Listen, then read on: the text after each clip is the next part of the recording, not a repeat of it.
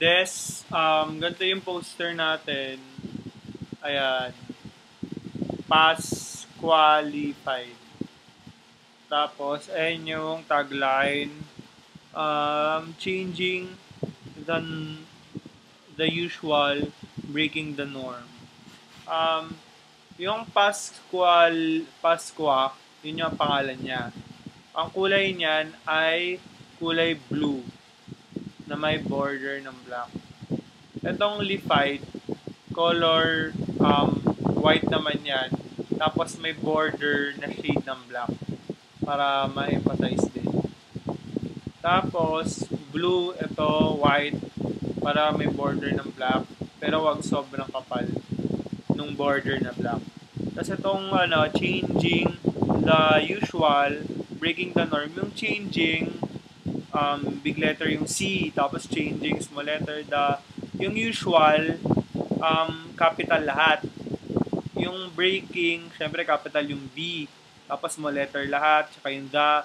Tapos yung norm, capital. So, ang capital ay yung usual, pati yung norm para ma-emphasize. Color lang yan, black. Tapos yung maayos na font. Ganda mo na lang yung font, ikaw nang bahala. Yung simple lang. Tapos, orange yung background. Orange. Kasi, sandigan orange eh. Tapos, nakikita mo, yung face niya, seryoso lang.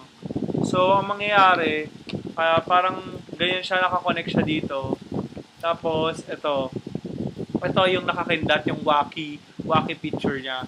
So, dapat magka-shape yung ulo para parang pwede siyang buksan na parang serious, tapos magiging wacky.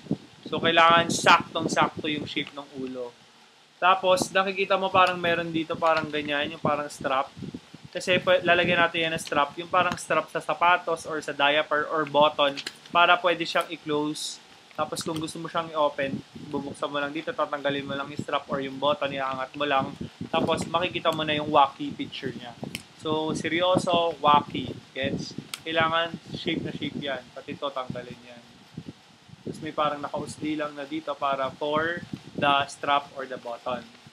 Ayan.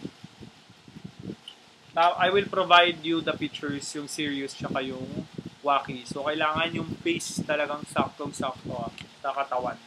Pati yung parehong muka, saktong-sakto pareho. Tapos, ang size ng ating flyer ay kalahati ng one whole bond paper. Kalahati nito ng one whole bond paper. Tapos, ang poster natin, ang size ay A3. Yan. Tapos, yung ID lace naman natin, ito. Alam mo yung ID lace na social, yung medyo makapal, tapos parang meron siyang laman sa loob. Social, yung pang mga sports na kung ano-ano. Yan, ganito siya. Kulay orange siya, yung ID lace. Tapos kung ano yung font nung nandun sa poster natin, ganun din. Pasqua, tapos Lified, small letter lang. Yung Pasqua, ganun din. Blue, tsaka yung Lified white, pero pareho silang may border na black. Tapos, yung meron parang alam yung strap na kinakabit sa mga ID, yung parang sinasabit, yung mga parang bilog, ganun. Sinasabit. Meron tayo yun dito. Yung sa ID, ay nakita mo ito. Parang ikinakabit-kabit.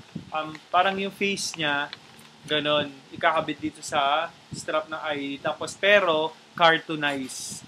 So, ang gagawin mo, ika-cartoonize mo yung face niya para maging cute. Tapos, ilalagay dito sa ID. Yun lang. Sana ipakita mo sa akin by tomorrow or Thursday morning so I can check it. And, pahingi rin ako ng soft copy. Send mo sa email ko or sa Facebook kasi ilalagay ko siya sa video. Sana pinaka-latest na yung Thursday morning. Thank you, Des.